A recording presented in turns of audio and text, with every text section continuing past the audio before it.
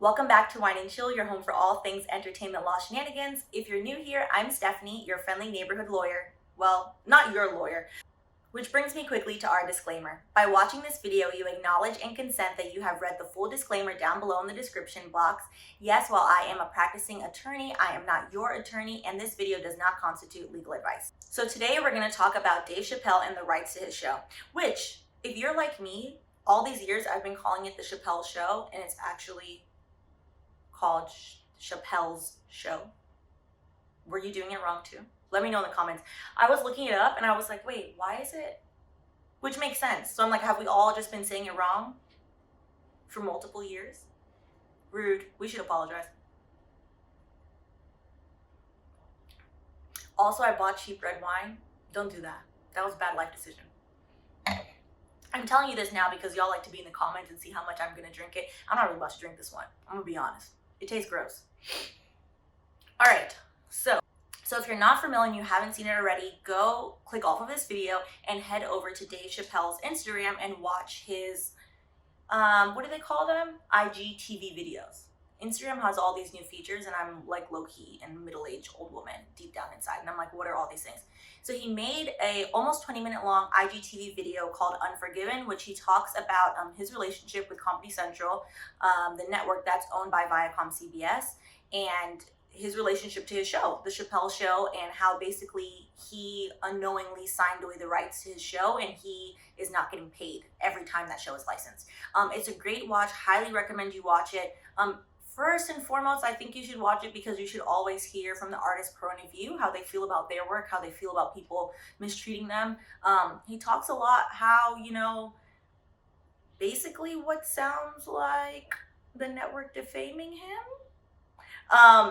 That's worth a listen, to be honest. And I think you should just listen to it. It's very important. And I'm happy for him. I'm really glad that he's speaking up for himself, and I'm glad that this is coming up at a time that a lot of artists are speaking up for themselves. And while this is nothing new, yes, Prince, Michael Jackson did speak up for themselves, notably years ago. I think now more people are paying attention because we're in the digital era. Like, I can make a video, I can upload the video, you watch it, etc.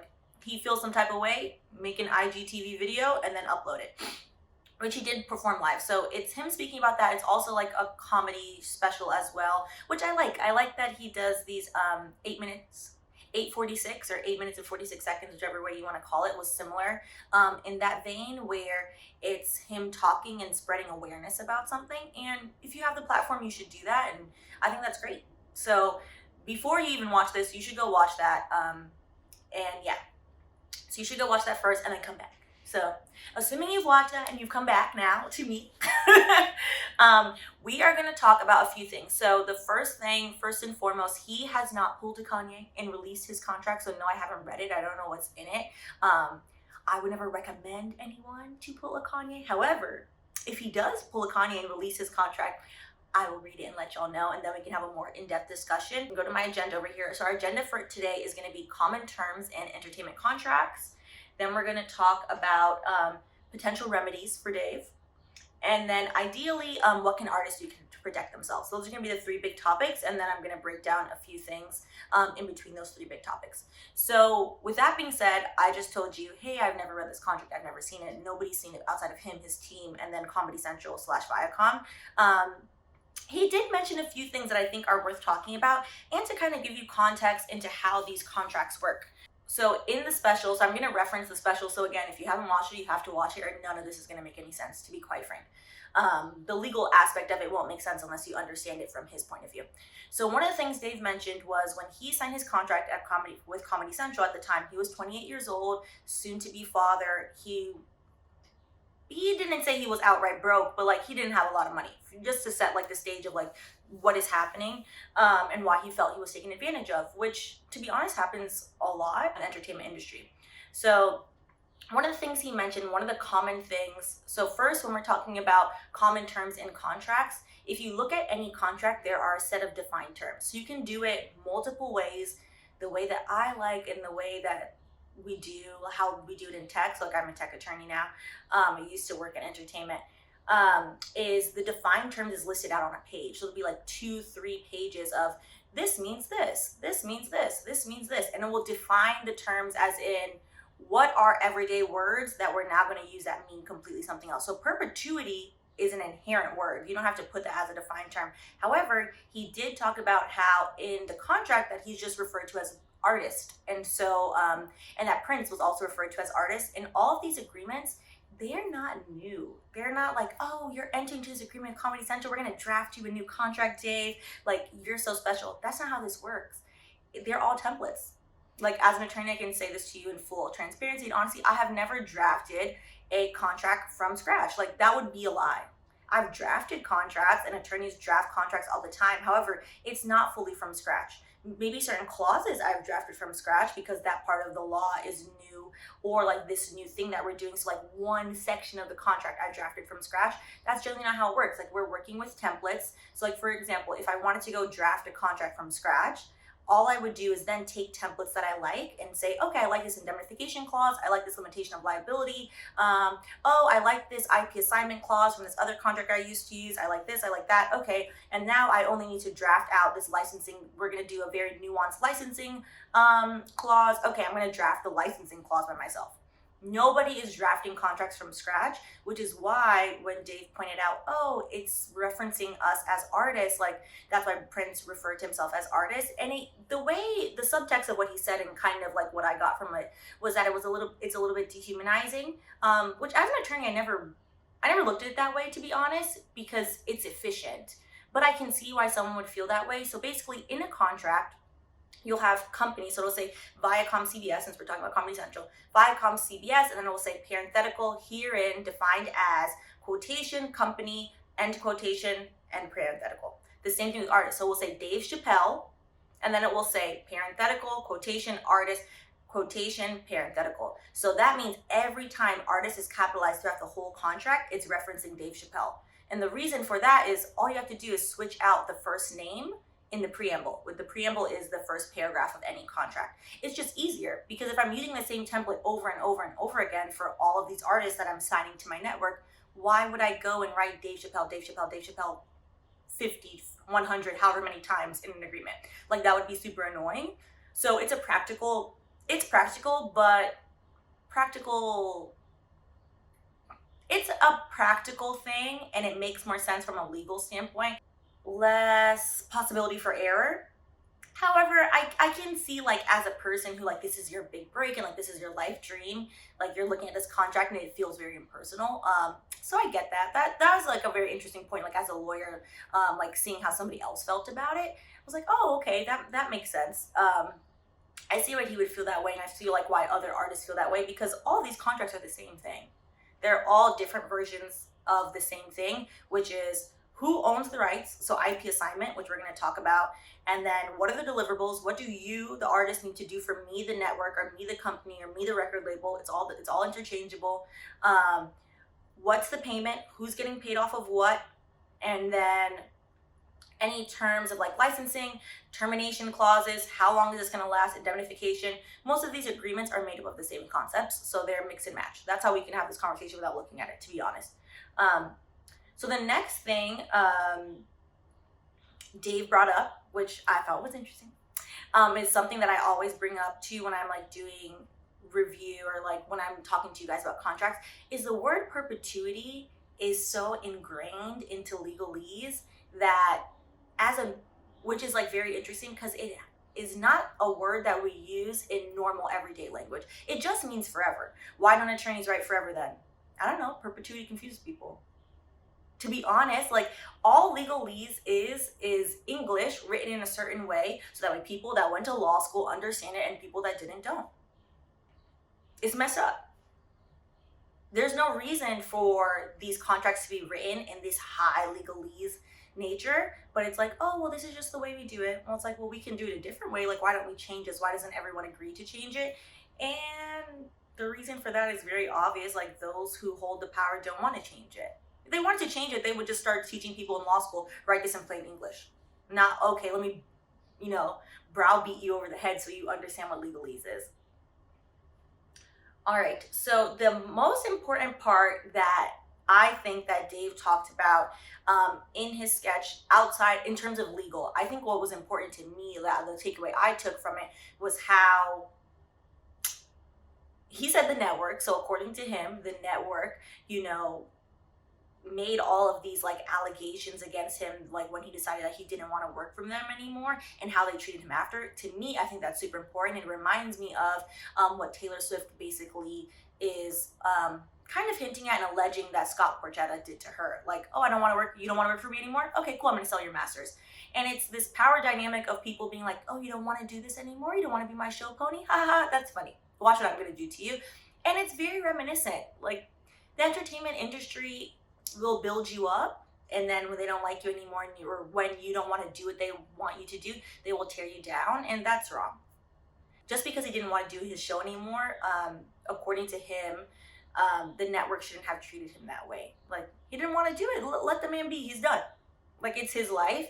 And that's what you're starting to see, the recurring theme of the power dynamic, whether that be the record label and the artist, or whether that be here in this situation, the network and the artist, as it's defined, the network and the comedian, we'll just put it that way, the network and the talent, which is very interesting. Like, this would never work, that dynamic, in real life. It works kind of, I would say, in corporate, in that certain people, like your boss, can manipulate you, but your boss can never tell you that you can't quit. Like, you're an at-will employee, like you can always quit. But these are contract employees, which are different. Like, you're contractually obligated to do certain things, like you have to do them, which is wild, and why you need a good attorney. And we're gonna get to like what he alluded to about his attorney. So next thing that's really important, that he talked about, that would have been in his contract. And again, remember, I haven't seen it, so we're just going off of what he's saying, and his allegations. So all of this is allegations. Think of this as, for those of you that are in law school, like a hypo. This is a very long-winded hypo. For those of you that aren't familiar, in law school is a miserable place, by the way. I'm just gonna be honest. But in law school, they do this mean thing called Socratic method. The Socratic method, say there are 100 of you in the class, the professor will call on you and ask you a hypothetical question for the whole class. And the hypothetical question will be loosely based on the case you had to read, and then they'll change the facts so that way you can learn how to apply the rule of law that you're talking about in that class, to the varying facts. That's how this works. So the rule of law here are going to be the different clauses I'm talking about, will apply regardless of what the actual facts are. So all of this is a hypothetical that we're going over. So just put that out there again. Because again, I haven't read it, you haven't read it, we're going off of what Dave Chappelle is alleging. So in his skit, he mentioned that he doesn't own, like he could go, and he thought about making a new show, a new Chappelle show. And that he can't make the show because Comedy Central, which is owned by Viacom CBS, own the rights to the show. They own the name to the show, that he's not allowed to do that, which arguably, if he's saying that, then it is likely in his contract. That's the only reason why he came to that conclusion. So we will just assume, so taking what he said as fact, that that's in his contract. So allegedly, like, that's in his contract. So if that's in his contract, that would be located in the assignment of rights section. So it's usually called like IP rights, IP assignment, like different agreements will term it different things. It's all the same thing. So basically what happens is, your IP rights are intellectual property rights. So like, who owns the concept, who owns the IP rights to the Chappelle show? It is, and the copyright to the Chappelle show is Viacom. Viacom CBS owns the copyright to the Chappelle show. Or Comedy Central, but they own Comedy Central, so like, it would just, we're not gonna get into arguing about corporate structure right now. But anyways, that's who owns it. Dave Chappelle doesn't, which is why he's saying all of these things. The way IP assignment works is, if you're watching this, if you work for a company and you go through your employment agreement, there's a section in there, there's a section in almost every, and I'll say almost every, because I haven't seen everyone's employment agreement, so almost every employment agreement, it will say IP assignment, ownership of rights. If you work in tech, it is a completely separate agreement sometimes. Like, for most of the companies I've worked at, it's usually an inventions, IP, and assignment agreement. Like, it's multiple pages where it says, like, these are all the things that you're assigning to us. If you do anything at work, it is ours. And then it'll leave a blank page and say, what do you already own that you want to claim now? So that way that it's not ours.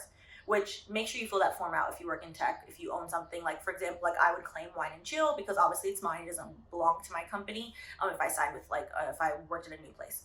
So the way IP assignment works is, you are assigning any work product you have over to the company, which makes sense, like in a context of an employee and an employer. So as an employee, say I work at Apple. I do not work at Apple. So like, let's use this as an example. Say you work at Apple and you help create the next iPhone. So Apple already has this idea for the iPhone. It didn't start with you. Like, yes, you're very bright if you work there, but like, it's not your idea. It's their idea. And they're telling you as the engineer, okay, these are all the specs that I want for this new iOS software. You're going to help design this with all these different teams. So anything you create then becomes the property of Apple. Okay, that makes sense, because without you, they would just hire somebody else to do it, right? It doesn't work that way in entertainment, and it shouldn't. What these artists are arguing is it shouldn't work that way in entertainment, and I agree. And some artists actually own the copyright to their work, which we're going to talk about a great example later at the end. The entertainment industry is solely built on the artist, on the talent. So for example, using Dave Chappelle, it's literally called Chappelle's Show, which again, put in the comments if you have been calling it the Chappelle Show all these years. So it's literally named after him. It would not exist without his name, point and blank. Second of all, he created the idea for the show. He pitched the show. He wrote out the skits. He's acting in the show. The show cannot exist without him. You couldn't take me, let's be silly. You couldn't take me, who's not a comedian, and just be like, here, Stephanie, just read these lines and go be the show. It wouldn't be the Chappelle Show. It would be Hot Mess Express. That's not how that works. So it's contingent on Dave Chappelle. So what some artists have realized to do, and what artists should do, is make sure that the clause says that the artist owns the rights. That's what they should do, and moving forward, that's what people are going to do. Think of it this way. So another way to think of it in terms of like why artwork is very different, say like I am some prodigy. Well, I'm not that young anymore. Say I'm some like painting genius, and I'm like, oh, and I tell you, oh my God, I'm gonna paint this beautiful portrait. It's gonna be 8 by 10. I'm gonna do it of this person. It's gonna be these colors. Oh, look at these sketches I did, all this, and I explain to you in graphic detail this portrait I'm gonna paint. And then I tell you, I need some paint though. Can you give me the paint? And you're like, yeah, I'll buy you the paint. Okay, I take your paint and I make this beautiful portrait that I did, and everything is stunning. If we went outside to go tell somebody, oh, who owns this painting? Me, who did the sketch, who told you what it was going to be, everything, and etc., and did all the work, or you who just gave me some paint? Anybody with common sense, like outside of the law, we're not talking about legally, anybody with common sense would be like, Stephanie owns it. She did all the work. It's the same way. You can replace the distributor, you can replace the network, and you would still have the Chappelle Show.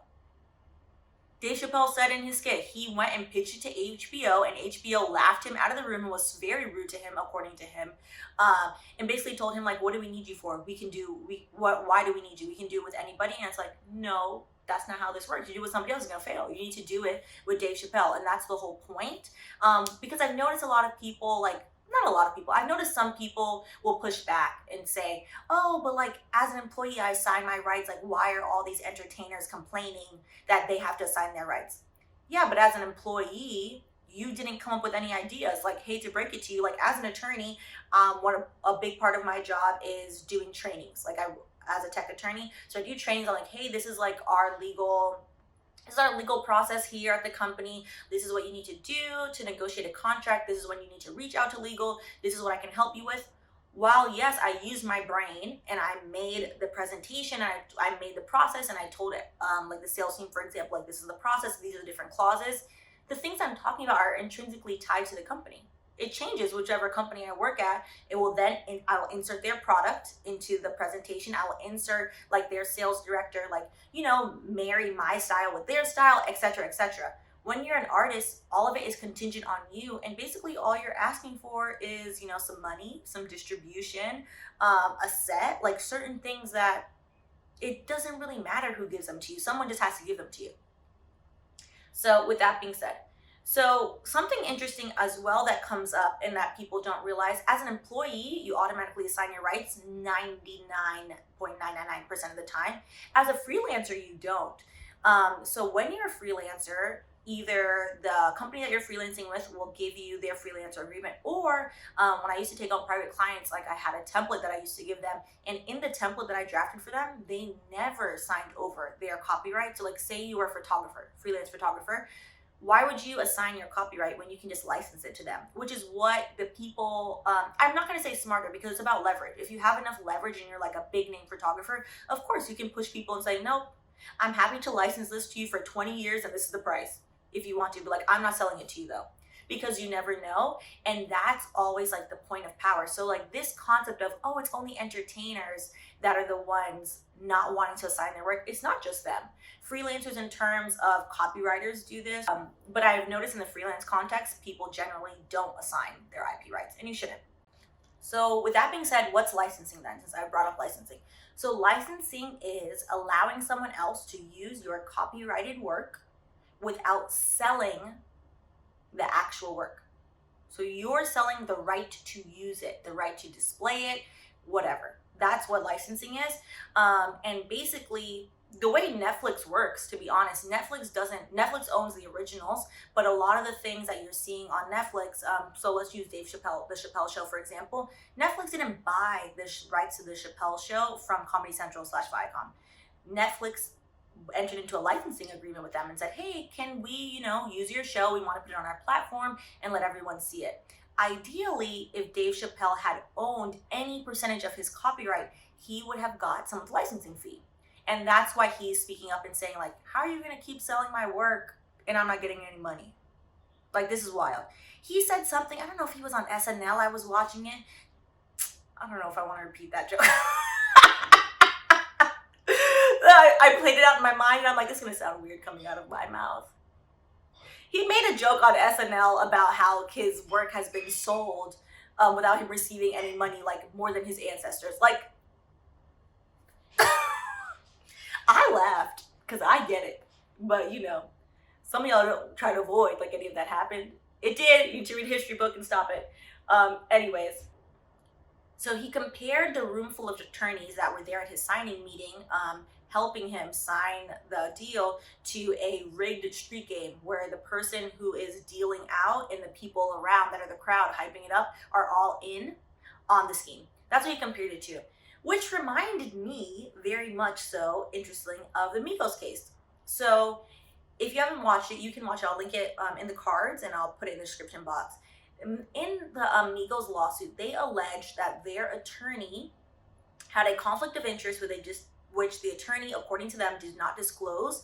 And the attorney was representing, and according to Migos, the attorney was representing both the record label and Migos to the detriment of Migos, which is called a conflict of interest. What Dave, now reading between the lines, because remember, we're taking this off of a video that he said, because I haven't seen the contract.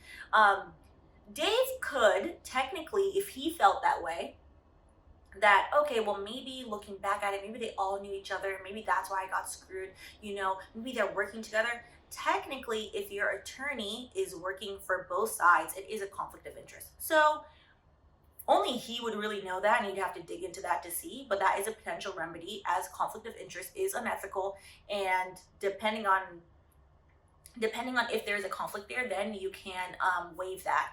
You can either waive the conflict, which means you'd have to sign off on it. It doesn't sound like he was presented any papers saying that, yes, there's a conflict here. That is one thing that maybe he could bring up if he wanted to. However, though, it's been all these years, so I think if there was a conflict, he might have already brought that up in court, but you never know. So that's potential hypothetical resolution one. Number two, which is highly unlikely, but is interesting, is proving that his contract is an adhesion contract of adhesion. So an adhesion contract is generally a boilerplate contract where one party, which usually has more power, so usually a company, will create a template boilerplate contract that the other party, usually a consumer, is not allowed to negotiate and they have to sign. So contract of adhesion is not inherently illegal. Think of, for example, all of your phone contracts. I'm recording on the phone, so. So I was gonna pick up my phone. Any phone, for example, when you go to buy an iPhone, you don't negotiate any of that. You sign your name, and whatever warranty, whatever hoopla is in there, you have signed it. To be honest, I read them like once out of curiosity, but it doesn't matter. Like I can't go and redline it and say to the store clerk, hey, I don't like any of these things. Can you take them out? They'll look at me like I'm crazy and then be like, no, girl, you want this or you don't want this. That's what it is. Contract of adhesions, in today's like digital world, it comes through a lot with like click-through agreements because you can't negotiate them. The main thing in contract to prove adhesion contract is to prove that one party has so much more power than the other party that the other party couldn't have possibly known. So Dave being like, hey, I was like a 28-year-old, like, you know, soon to be dad, like kind of down on my luck. Like I've shopped this around to a lot of people. Like, I don't know, like my attorney told me like it was a good idea. I listened to them. They said it's a good idea. It's hard to prove an adhesion contract because the point of an adhesion contract is that you're not allowed to negotiate it. It would probably be easier to prove that there is a conflict, to be honest, hypothetically. These are all hypotheticals, but like maybe an option. So in adhesion contracts, the courts will look at, so I wrote them down, lack of notice, unequal bargaining power, substantive unfairness. So they factor that in. Unconscionability. Unconscionability would be like if you signed away your firstborn. That's unconscionable. No court is going to uphold that. No court's gonna be like, oh yeah, well, you know, you put your name there. Sounds about right. Like they're gonna be like, this is unconscionable. You can't do it. It's usually super extreme things, but it doesn't mean it's not worth a try. So that is possible. The third option, which is the option Dave is going with so far that we can see, is the court that we all participate in on a daily basis, the court of public opinion. To be honest, in entertainment, a lot of the favorable decisions for artists, for talent, have been won in the court of public opinion. Women not being paid well, like Ellen Pompeo, for example, like in her instance, these people didn't go to court. They didn't go to an actual court and litigate and say, hey, you're not paying me, you're paying my male counterparts more than me. They just went to the press. They went to the press and were like, hey, my buddy over here showed me how much he's getting and I see how much I'm getting and I'm getting significantly less, but the show is about me. The court of public opinion works very well, particularly as we're seeing now there is widespread support for Dave Chappelle and this issue, because it doesn't matter how you feel about the artists. Like, for example, let's talk about the artists that have been very vocal in the past couple months. Dave Chappelle, Taylor Swift, Kanye West. It doesn't matter really how you feel about any of them. What matters is whether or not it's right for someone else to take credit and to make money off of someone else's work that they didn't contribute to. If you apply it to yourself, the general answer is always going to be no. If I go and build a car, I can't build a car, but I'm just saying. If I go and build a car and I put it outside on the street and I'm like, oh my God, look at my beautiful car. And the city of New York comes and is like, well, it's on my street. The car is mine now, I'm going to drive it. That wouldn't make any sense. I'd be like, what? It's on your, well, I pay taxes, isn't it kind of my street? Like, whose street is it? Wait a minute. The point of the matter is I built the car. Why would you go and take my car? What sense does that make? It doesn't make any logical sense, and it is inherently unfair. And yes, I understand in terms of monetary value, all of the amounts of money we're talking about, all the people we're talking about are very rich. I'll speak for myself, more rich than I'll likely ever be, and that's totally fine. That doesn't make it not wrong what's happening to them. It doesn't make it wrong. It doesn't make it right for people to take advantage of people that now have money. Just because you have money doesn't mean people should take advantage of you. So, all right. So with that being said, now that we have our hypothetical answers, I am always of the school of, let's talk about like what can potentially artists do to protect themselves, artists and talent. Whenever I think of artists, I think of like the music context. So I'm just gonna say talent because I don't know, I always view like TV and film like differently. In sports, the defined term is usually athlete, which is interesting, which makes sense. So speaking of sports, as I say in sports, the best defense is a good offense. So I'm all about like preventative health, preventative like solutions. Like hopefully this channel can be a preventative solution, taken with a grain of salt because I'm not giving legal advice. I'll keep wrangling y'all. The best example that I have seen is actually very recent, and it got I don't think it got enough recognition. a little bit of recognition, but she deserves much more recognition for what she did. Michaela Coel, if you're not familiar, highly recommend watch Chewing Gum. I still need to watch I May Destroy You. I haven't watched it yet, but it's on my list. Wonderful, wonderful actress, playwright, screenwriter. She's producer. Maybe she directs now. Who knows? She's great. I really like her. So just, I always tell you guys when I'm like, about people, I really like her. But I'm just going to tell you, like, what happened. So she made a show called Chewing Gum. You should watch it. On Chewing Gum, a horrible incident occurred and she was assaulted. She then went on to make the show that's out now, her newer show called I May Destroy You, which talks about the assault and how she dealt with it, and how people dealt with it, and how all that happened. Due to the subject matter, that's why I haven't watched it yet, but I really do want to watch it. So with that, when she was shopping the show around, she went to Netflix, and I'm going to link a few articles. Harper's Bazaar has a really good article, so I'll link that below so you can read the full article for the context. I'm going to read from the article a little bit. So she reportedly went to Netflix, and Netflix said, okay, great, we're going to give you $1 million for the show. Like, this is like a lot of money. She's like a young actress, like she's doing well. It's like her idea.